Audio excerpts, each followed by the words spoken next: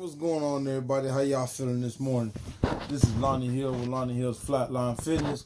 This is where we burn calories, we flatline fat, and we strengthen our hearts on a daily basis through diet and exercises and learning nutritional facts so that we can live longer and sustain a healthier lifestyle. So, boom. First of all, I want to thank you guys for showing up this morning, checking me out, giving me your feedback, liking and sharing my videos on a daily basis. That's what it's about, us growing collectively. So here we go. Today's topic is the vertebrae, the vertebral column. Let's talk about it. The vertebral column is a series of irregularly shaped bones called vertebrae that house the spinal cord. These bones are divided into 5 different categories, depending on where they are located in the backbone. Boom. Okay. Now, like I said, it's described in 5 different categories. The location of them is what determined that. So, we're going to talk about the top half, which is the cervical vertebrae, C1 through C7. And here we go. I got a picture of it. Luckily, I got a picture of it in my book. Boom. Right here. These are the ones that we're going to ready to talk about. Boom. Right at the top. Okay. C1 through 7. The first 7 vertebrae starting at the top of the spinal column are called the cervical vertebrae or cervical spine, C1 through C7. These bones form a flexible framework to provide support and motion for the head and neck. So boom. That's what supports all this right here. When we do the neck rotations in the morning time or in the eating time before we start working out to loosen up, boom, that's what that's about. That's what's allowing that. Thoracic vertebrae. Right? There's 12 of these. I'll show you this is second half. Matter of fact, I'll keep it like this. These right here. Boom. Let's talk about it. The next 12 vertebrae located in the upper and middle back are called the thoracic vertebrae. Thoracic or thoracic spine, T1 through T12. These bones move with the ribs and they form a rear anchor for the rib cage. So basically, they move with the ribs. So I'm assuming, your ribs obviously are going to be about right here to come out like that. Boom. And whatnot. So yeah, that makes sense. Boom. Because that's right there where your ribs are.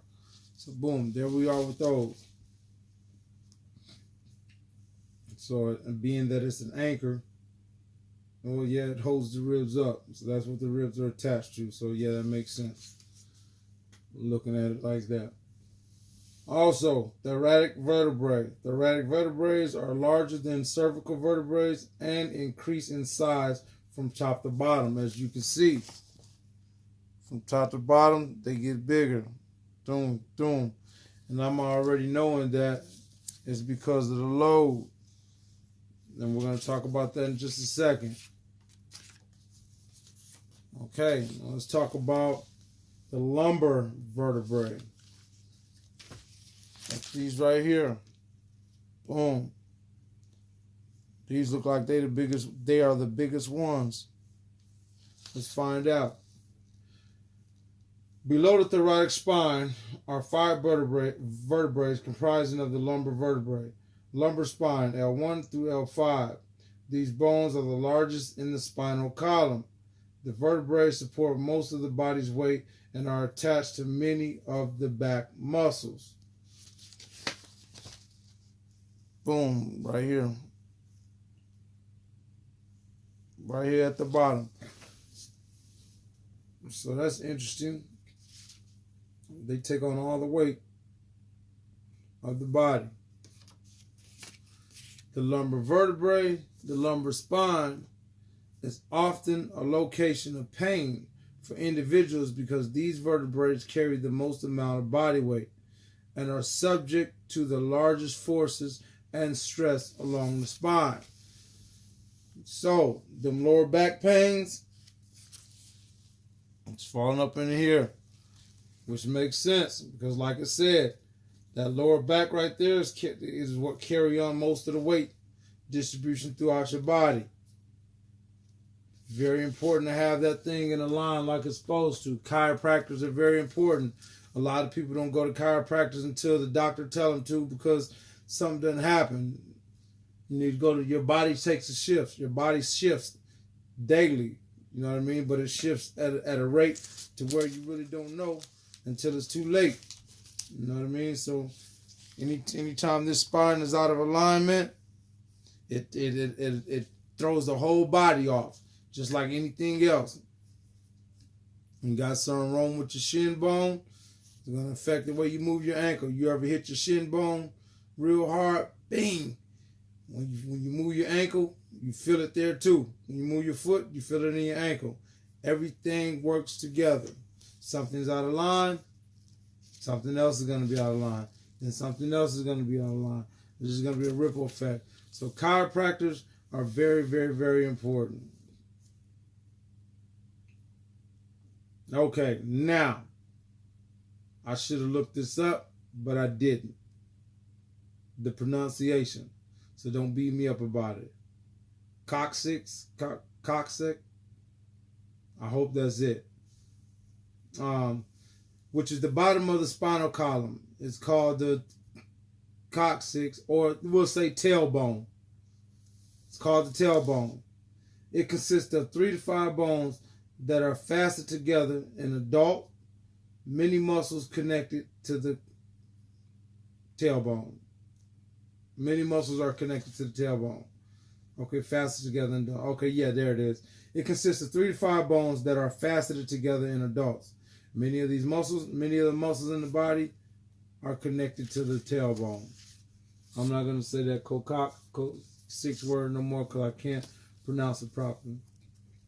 Or I didn't look it up. All right. Now, let's put all this into perspective. In between the vertebrae and intervertebrate disc, and intervertebral discs made of fibrous cartilage that act as shock absorbers and allow the back to move. In addition to allowing humans to stand upright and maintain their balance in vertebral column, serve several other important functions. Okay, let me get back to that so I can show you all those cartilages. Basically, the things in between the bones. Those are your cartilages. They add support and they're shock absorbers for your spinal cord. Should have left my book open. The vertebral column. Okay. What did we say? Vertebral column has many functions. It helps to support the head and arms while permitting freedom of movement. It also provides attachments for many muscles, the ribs, and some of the organs, and protects the spinal cord, which controls most bodily functions. But that goes back to when it says that which controls most bodily functions, that goes back to the central and the peripheral nervous system. The central nervous system is the brain and the spinal cord. The peripheral nervous system are your nerves and stuff that's attached to the spinal cord. So that makes sense because the nerves is what sends signals throughout the body to the brain in order to move your fingers and yada, yada, yada. Everything connects to the spinal cord. Right here it says the spinal cord is controls most of the body functions. It makes perfect sense. From the beginning when we was talking about the nervous system and the central nervous system, how everything connects. So if you guys have been following me, you can see how all this plays a part and how it all starts to come together. Now that we're talking about the spinal cord, the vertebrae column, it clearly states that it is in control of most of the body actions, body functions. So boom, there it is. Puts it into perspective. So, as we learn this information, you can always go back to the beginning because everything's going to point back to the beginning and everything's going to point back to one thing, and that's the functions of the body. So, there it is. Optimal arrangement of curves is referred to as neutral spine and represents a position in which the vertebrae and associated structures are under the least amount of load. The adult human spine has 3 major curvatures. We're going to talk about these curvatures. Or we're just going to tell you what these curvatures are. Number 1, a posterior cervical curvature, which is a posterior concavity of the cervical spine. Now, they didn't really go into depths about what that actually is, so I'm gonna have to do some more research on that, and we'll come back to it. An anterior thoracic curvature, which is a posterior convexity of the thoracic spine. Concavexity of the thoracic spine. Okay?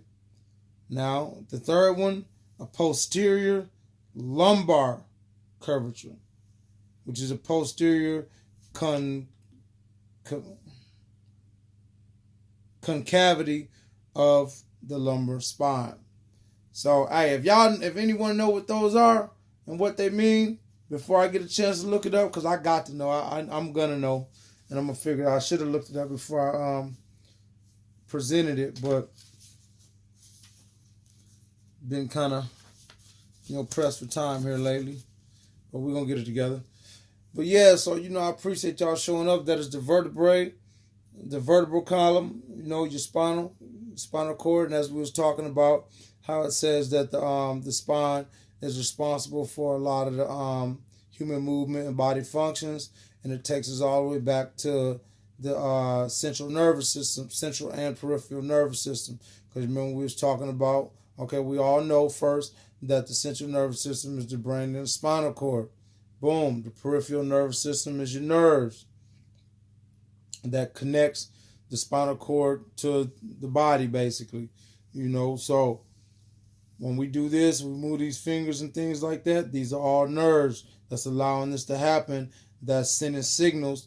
The nerves are sending signals through our body, hits our central nervous system, which is the spine, which shoots up to the brain. Brain and spinal cord, central nerves, peripheral nerves. That's how everything works together.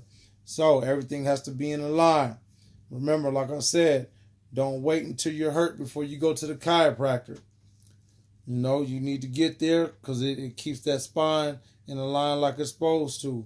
If your spine is supposed to be like this and it's like this, something's not right. You need to get that fixed. So, and the only way to do that is a chiropractor and make sure you stay stretched and loose, so that you can remain flexible and your body has full functions and movement capabilities. So boom, this is Lonnie Hill with Lonnie Hill's Flatline Fitness. I appreciate y'all showing up and showing out, giving me all the love and support that you continue to do on a daily basis. I'm going to ask you guys to please like and share this video. Please give me your feedback on what you think about it. If it was informative for you, if you learned anything, if you have any questions, post the questions and I will answer them. Take care. God bless. Keep God first in everything that you do. Family second. Follow your dreams and don't stop at nothing. See you in a minute.